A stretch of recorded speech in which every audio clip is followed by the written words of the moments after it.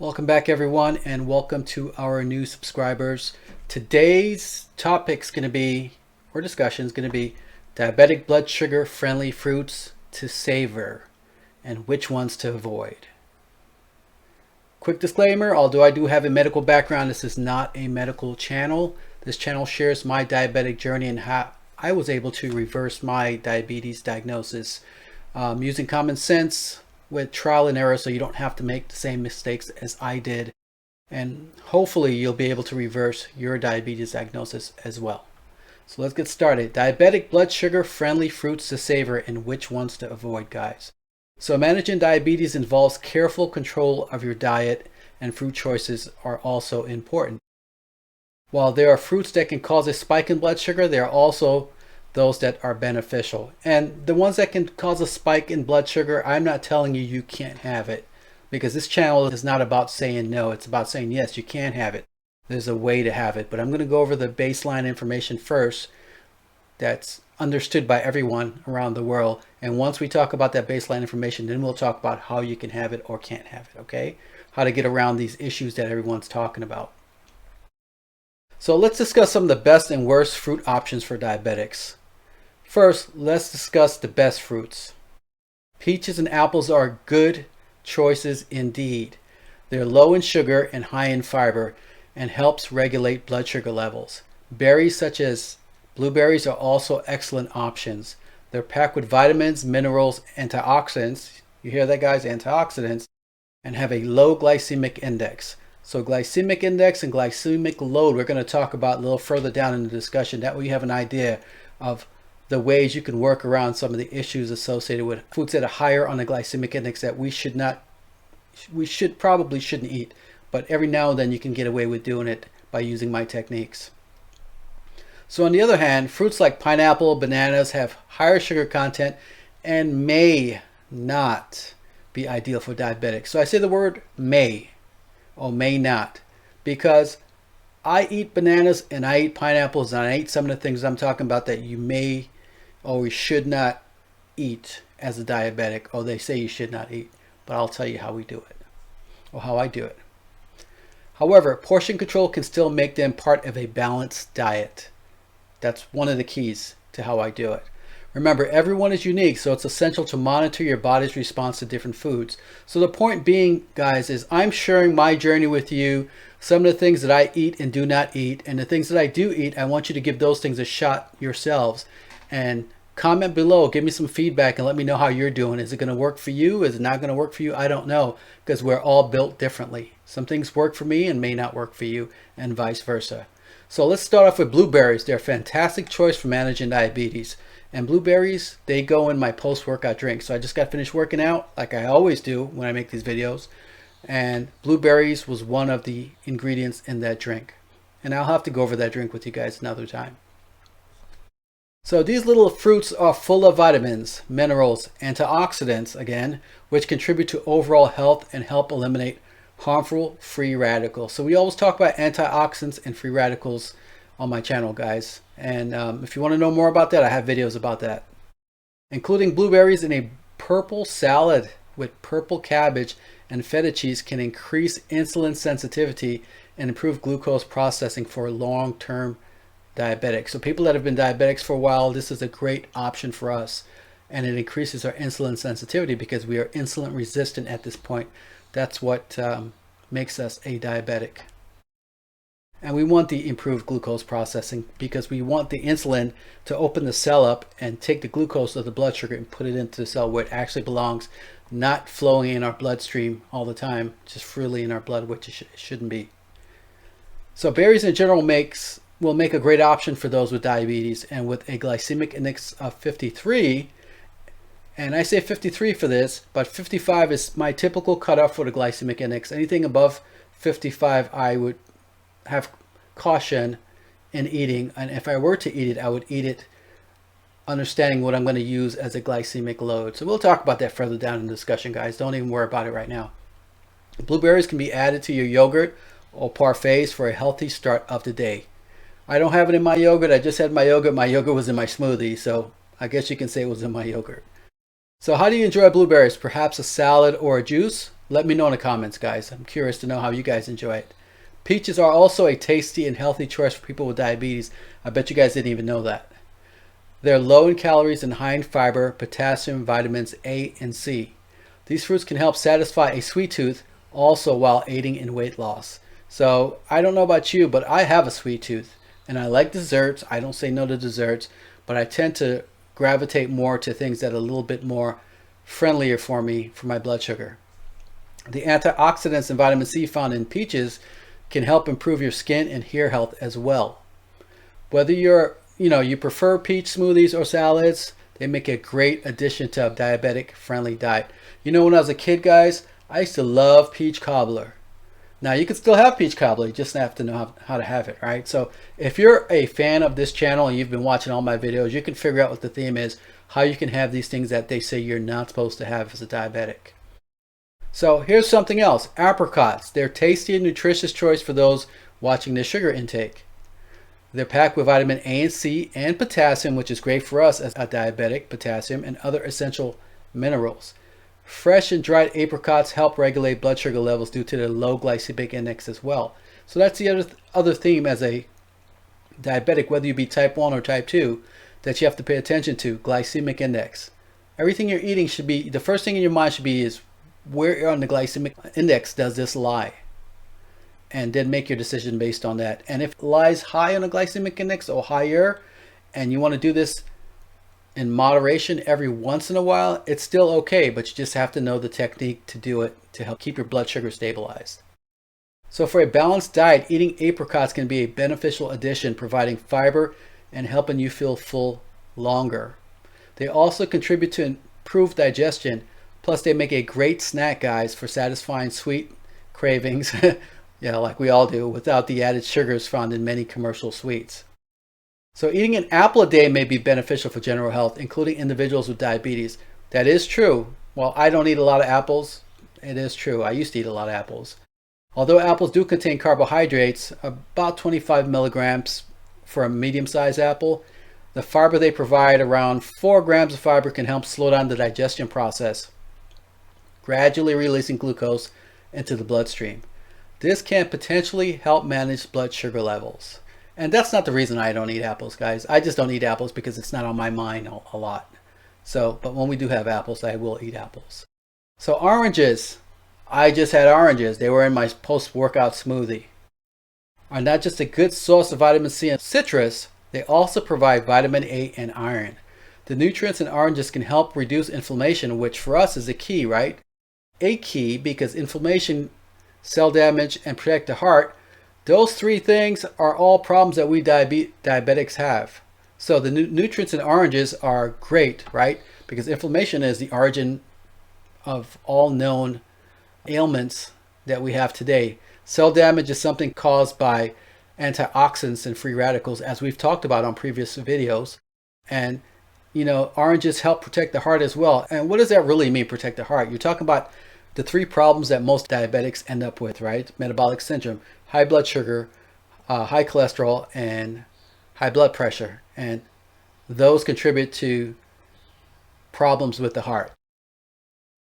They're also rich in folate and potassium, which can aid in diabetes management.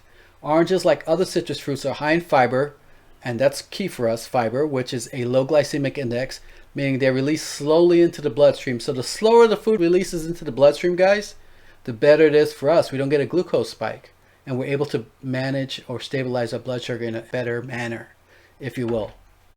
So for maximum benefits, it's best to consume oranges whole rather than as a juice. I don't recommend consuming oranges as a juice, or even if you juice oranges. Eat it whole the way it was intended, because all the fiber is right there. If you blend it, all the fiber is gone. You've already blended up all the fiber, right? You liquefied it.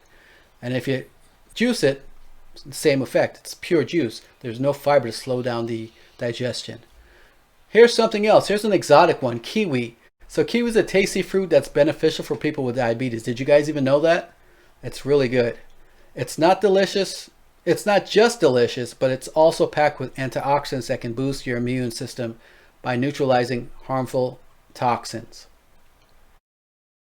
Kiwi is also great for heart health, and with a low glycemic index of 53, it makes a good addition to a diabetes-friendly diet.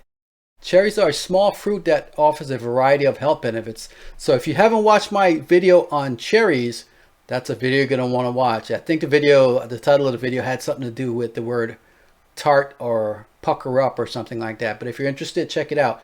Not just any cherries, special cherries. So a cup of cherries contain approximately 52 calories and 12 grams of carbs, which have an anti-inflammatory property. So you see the theme here, anti-inflammatory. Interestingly, cherries also contain melatonin, a compound that can help improve sleep quality. We touched upon that on that video as well when I was talking about cherries. For individuals with diabetes, cherries are a good choice due to their low glycemic index, guys. And that means they're at 53. So 53 is a great number for our glycemic index, right? It's not past that 55 mark that I always talk about. So 55 and below, you're doing okay. In moderation, of course. So this means that they release glucose slowly into the bloodstream, helping to maintain stable blood sugar levels. Additionally, cherries are rich in antioxidants, the other theme we always talk about, and contribute to heart health. Again, metabolic syndrome, they contribute to aiding people with metabolic syndrome. So here's another berry for you, strawberries, guys. They're very nutritious. A cup of strawberries provides more vitamin C than an orange. These berries have a low glycemic index, making them suitable for people like us with diabetes. They're rich in antioxidants, fiber, and vitamin C. Similar benefits are found in other berries such as blackberries and blueberries, which we were discussing. They're not only delicious, but also help detoxify the body and boost the immune system. If you're considering dietary adjustments, exploring beneficial food combinations can be very helpful.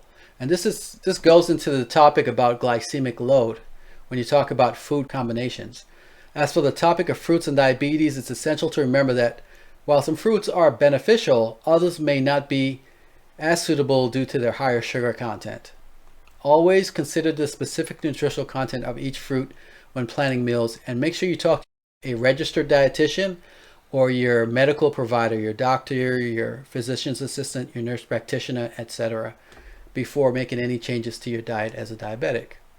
So let's talk about the stuff that you should avoid or eat in moderation, right? I'm not saying no. I'm saying think about it. Pineapples are among the healthiest fruits, abundant in vitamin C, manganese, and antioxidants. However, guys, they're not ideal for people with diabetes as they have a high glycemic index, leading to significant increases in blood sugar due to their high sugar content. If you like to eat pineapples, which I do, I even like it on my pizza, it's best to do so with low-carb foods and be mindful of your overall carbohydrate intake to maintain a balanced diabetic diet. And I'll talk about later on this discussion how I do it, how I eat these foods that you're not supposed to eat. So mangoes, who doesn't love a mango? They're kind of messy, but they're so good, right? Often called the king of fruits, are packed with essential vitamins and minerals, making them a nutritious choice.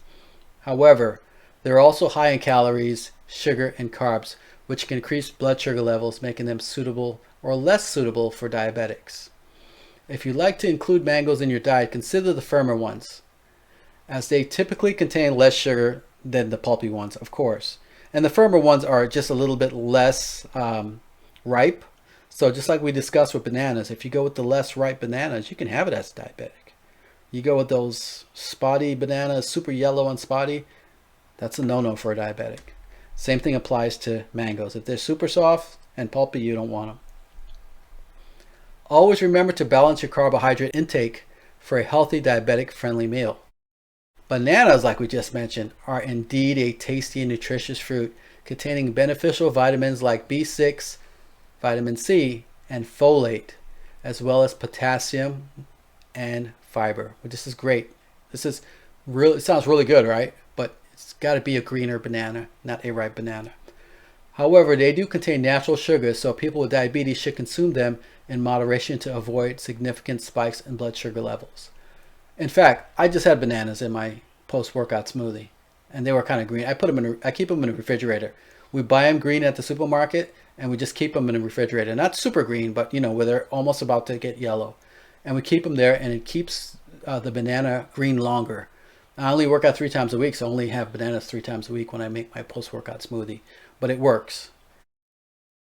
So although it does contain fiber, diabetics are advised not to eat it because even a medium-sized banana has about 14 grams of sugar. And they're right, but the way to get around that, of course, is you eat a green banana. So a lot of the things that we do as a diabetic involves common sense, just a little bit of outside of the box thinking that can help you move further in your diabetes journey. So watermelon. So it's summertime now, and I'm in my shorts and t-shirt, and watermelon is the big thing on my grocery list. I love watermelon. Watermelon is often praised for its health benefits as it's packed with various minerals and nutrients as vitamin A, vitamin B, vitamin C, folate, fiber, and magnesium, guys. Magnesium is a big one for us too. It also aids in hydration, especially in the summertime. However, watermelon is high in sugar despite its natural form. It can increase blood sugar levels if consumed in large quantities. So with a glycemic index of 72, it's recommended to consume watermelon in moderation or avoid watermelon altogether. So it has a high glycemic index, but the reality is it has so much fiber and so much water in it that you got to eat a lot of watermelon. I don't eat a lot of watermelon. I probably eat, in one sitting, I'll probably have 1 or 2 cups of watermelon, honestly. Those are measuring cups, by the way. But it's good enough with the fiber to keep me feeling satiated. So here's something else no one ever talks about: raisins. They're small, yet they're mighty, and they've gained a popularity as a health treat. They're packed with antioxidants, low in calories, and have fiber which aids in satiety, making you feel fuller longer. However, raisins have a high sugar content and can significantly increase blood sugar levels, making them less suitable for individuals with diabetes. Despite their health benefits, it's crucial for raisin consumption to be kept in moderation to maintain a balanced diet. Dates are indeed a popular substitute for sugar, packed with essential vitamins and minerals. So I bet you guys didn't even consider date. That's another exotic one. So we talked about kiwi, which is exotic, but date's an exotic one. And yeah, I'm going to tell you dates are high in sugar and all this stuff, but you can eat it. I'll tell you how I do it a little further down. However, they're high in calories and sugar, with a quarter cup providing 100 calories. So for those maintaining diabetes, it's recommended to avoid or consume them in moderation. Just like everything, common sense. Don't forget to like, share, and subscribe to this channel for more great content, guys. I greatly appreciate it, and it helps the algorithm get this information out to other diabetics that need help. So let's help other diabetics as well. I'm trying to help you. You help me help someone else.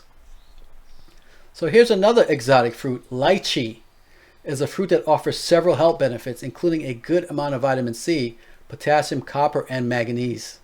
It also provides fiber, which can be beneficial for weight management and, of course, blood sugar control, right?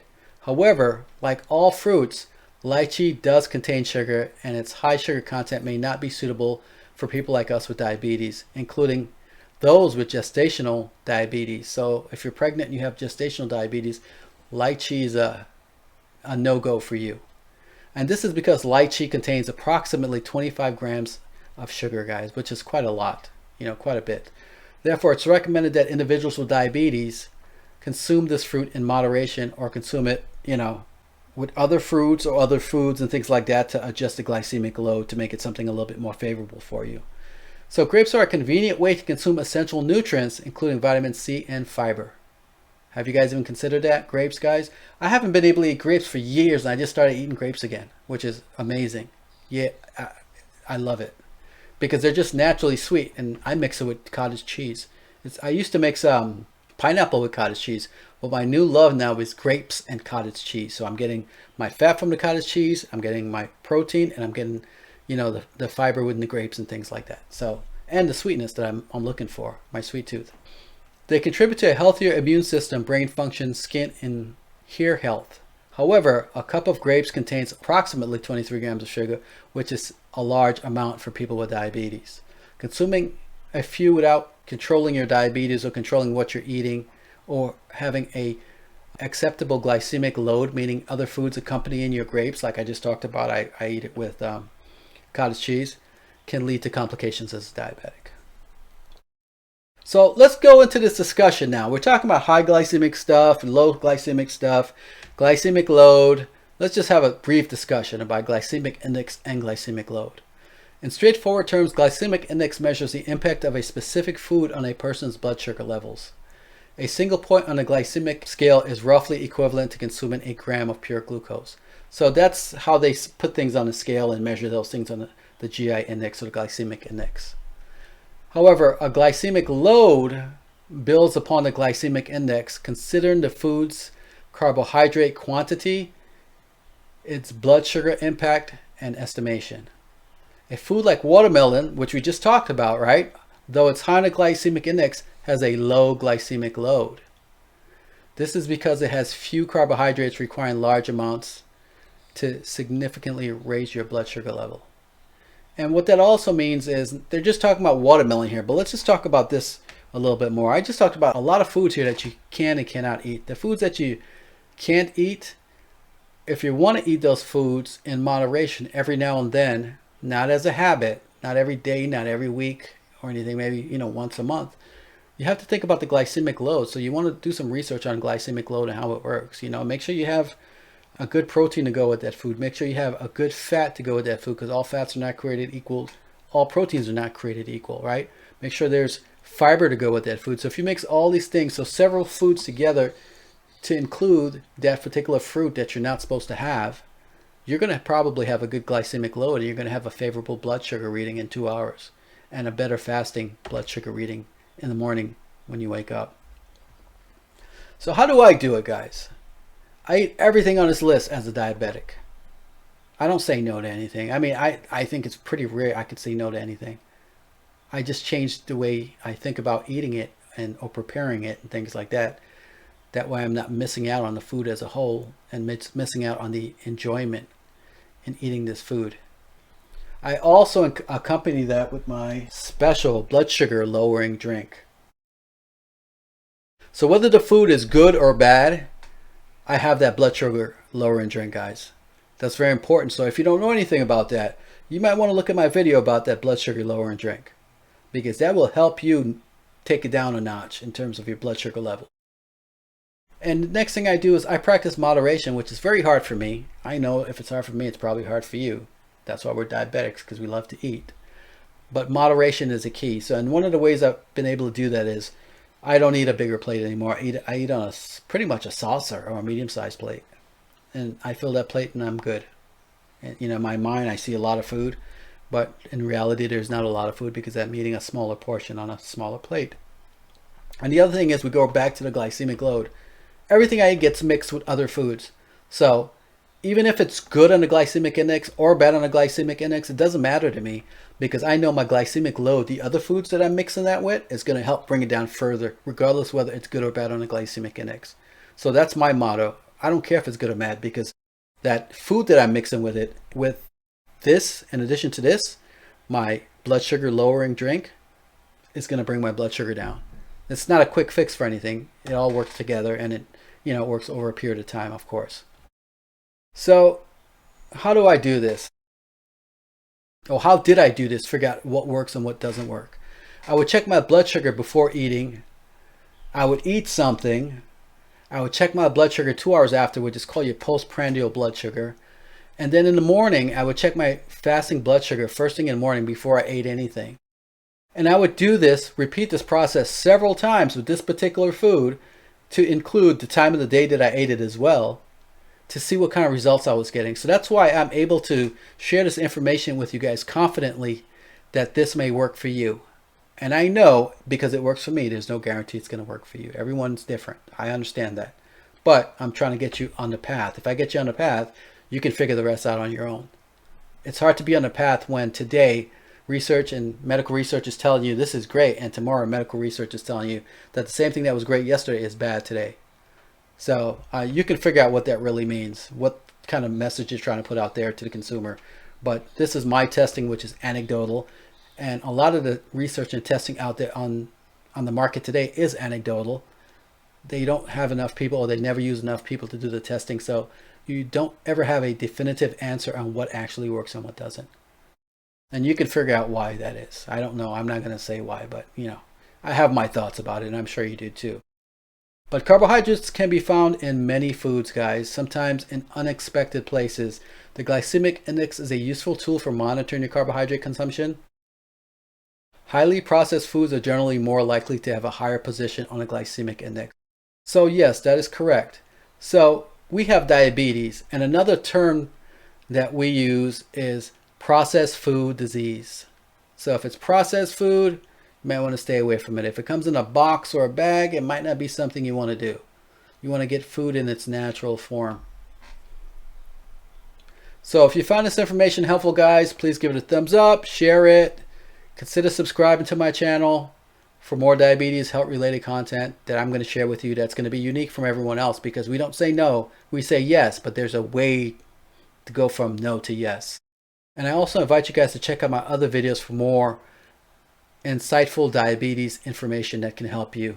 And as always, I'm starting to list all my sources in the description. So the sources for this discussion that we had today is listed in the description. So that's it for me today, guys. Have a great day. I know you're going to have a wonderful day, and I'll see you in the next video. Take care.